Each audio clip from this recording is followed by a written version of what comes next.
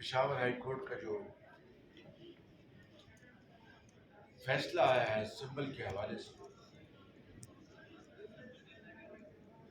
اس کے بارے میں چند معروضات پیش کرنا چاہتا ہوں۔ پہلی بات تو یہ ہے کہ الیکشن کمیشن نے پی ٹی آئی کے انٹرا پارٹی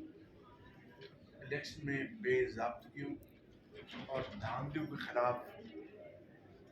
ایک فیکٹ بیس فیصلہ دیا تھا، اور اب پشاور ہائی کورٹ کا جو فیصلہ آیا ہے وہ الیکشن کمیشن کے اختیار پر حملے کے مترادف ہے، اور جس طرح 2018 میں الیکشن میں آر ٹی ایس نے ان پارٹیز کا مینڈیٹ چھینا تھا جس میں پاکستان مسلم لیگ نون شامل ہے، کہ پنجاب میں ہماری میجورٹی تھی، اس کو آر ٹی ایس نے راتوں رات اس کو فیصلے کو، عوام کے فیصلے کو، عوام کے مینڈیٹ کو چوری کیا۔ میں سمجھتا ہوں کہ جب پشاور ہائی کورٹ پشاور کے پی کے صوبے کی وہ ہائی کورٹ ہے، ایک صوبے کی ہائی کورٹ ہے، وہ کس طریقے سے پاکستان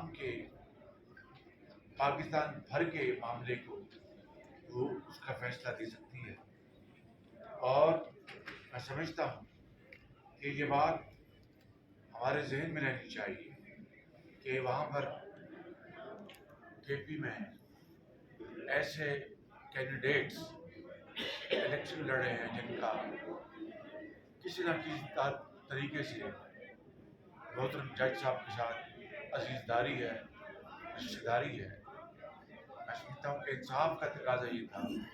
میں یہ بات بڑے ادب سے سمجھنا چاہتا ہوں کہ انصاف کا تقاضا یہ تھا کہ جج صاحب اپنی عزیز داری کی بنا پر اس بینچ سے علیحدہ ہوتے اور ایسے جج کا وہاں پر ان کی تعیناتی ہوتی جو کہ ابو بورڈ، جن کا کسی سے رشتہ داری یا ان سے کسی کینڈیڈیٹ کے ساتھ تعلق داری نہ ہو۔ تو میں سمجھتا ہوں کہ یہ ایک بہت سینسیٹیو معاملہ ہے، اور میں سمجھتا ہوں کہ ایک صوبے کے اندر ہائی کورٹ وہ پاکستان بیس معاملے کے اوپر کس طرح فیصلہ دے سکتی ہے، ایک سوالیہ نشان ہے، ایک سوال ہے جس کا جواب میں سمجھتا ہوں کہ یقیناً ذی شعور عوام اس کا جواب چاہیں گے۔ ہم 8 فروری کے الیکشن کے لیے پوری طرح تیار ہیں، اور ہم یہ نہیں کہتے کہ مسلم لیگ نون کے ساتھ جو 2018 میں جو دھاندلی ہوئی اور جس بدترین دھاندلی کے ذریعے پی ٹی آئی کو اقتدار دلوایا گیا، مسلم لیگ نون کی صوبہ پنجاب میں صوبے میں میجورٹی تھی، مگر الیکشن کی رات الیکشن رزلٹس بدلے گئے، اور ہر جگہ وہاں پر جو مسلم لیگ نون کے وہاں پر الیکشن کے نمائندے تھے ان کو دھکے مار کر نکال دیا گیا، اور وہاں پہ ڈبوں کو بدلا گیا، جعلی ووٹ ڈال کر اور جنرل ووٹ ان کے اوپر کراس لگا کر دھاندلی کے ذریعے سیٹیں ہماری جیتی ہوئی ہروائی گئی۔ میں سمجھتا ہوں کہ ہمیں اس سے سبق حاصل کرنا چاہیے، اور آج میں سمجھتا ہوں کہ پوری قوم عدلیہ سے انصاف پر مبنی فیصلوں کی توقع کرتی ہے، اور آج ایسے فیصلوں سے جہاں پر طرفداری کی بو آتی ہے، جہاں پر ایسا محسوس ہوتا ہے کہ جو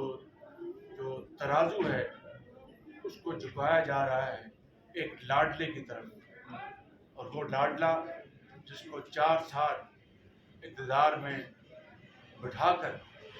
دھاندلی کے ذریعے کس طریقے سے پاکستان کی تباہی کی گئی، پاکستان کی معیشت کی، پاکستان کی سیاست کی، پاکستان کے جو دوست ممالک سے جو تعلقات تھے ان کو تباہ و برباد کیا گیا، اور ہمارے جو برادر ممالک ہیں ان کے تعلقات کو بری طرح ان کو مجروح کیا گیا، اور ہم نے 16 مہینے میں شبانہ روز محنت کر کے ہم نے ان تعلقات کو ٹھیک کیا، پاکستان کو دیوالیہ ہونے سے بچا لیا، اور دیوالیہ کا مطلب آپ اچھی طرح سمجھ لیں، دیوالیہ کا خدا نہ خواستہ پاکستان دیوالیہ ہو جاتا تو بینکوں کے اوپر جو کھاتے دار ہیں وہ چڑھ دوڑتے اور لاکھوں لوگ بے روزگار ہو کر سڑکوں پر احتجاج کر رہے ہوتے، مریضوں کے لیے ادویات نہ ملتی، اور پیٹرول کے اسٹیشن پر لمبی قطاریں ہوتی، پیٹرول نہ ملتا، ڈیزل نہ ملتا، اور پاکستان کی امپورٹس جو کہ ہماری جو ایکسپورٹس کے لیے جو صنعتیں ہیں ان کا خام مال امپورٹ نہ کر پاتی، جو لیٹر آف کریڈٹس جو ہے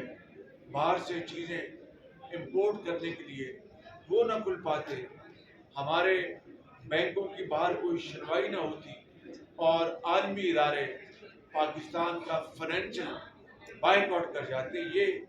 مختصر ایک انتہائی خوفناک صورت تھی۔ اگر پاکستان خدا نہ خواستہ دیوالیہ ہو جاتا تو اللہ تعالیٰ کے فضل و کرم سے اس وقت ہماری جو کولیشن گورنمنٹ اس نے مل کر پاکستان کو دیوالیہ ہونے سے بچایا، جو کہ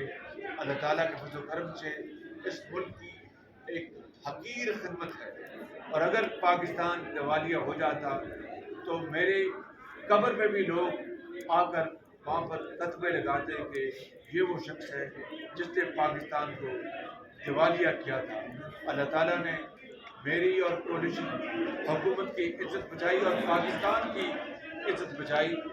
ریاست بچ گئی اور سیاست انشاءاللہ وہ بھی بچ جائے گی۔ ہمیں پرواہ نہیں تھی، سیاست اگر تباہ ہوتی تو ہوتی، ریاست کو بچانا ہمارا فرض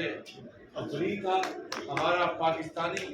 اور ہمارا فرض تھا، اور ہماری یہ ذمہ داری تھی۔ اللہ تعالیٰ نے کروڑوں عوام کی دعاؤں سے یہ ہماری یہ دعا سنی اور ہم بچ گئے، اور آج ہم الیکشن میں جا رہے ہیں۔ لاڈلا کون ہے؟ لاڈلا وہ ہے جس کو عدالت عظمیٰ میں کہا جاتا ہے کہ ویلکم کہا تھا، good to see you and wishing you good luck. دیکھیے جو شخص 9 مئی کی غداری میں ملوث ہو اور پاکستانی فوج کے ہیڈ کوارٹرز میں اور کور کمانڈر کے گھروں میں حملے جو شخص کروائے، اور وہ افواج پاکستان جو دہشت گردی کے خلاف دن رات وہ اپنے ملک کے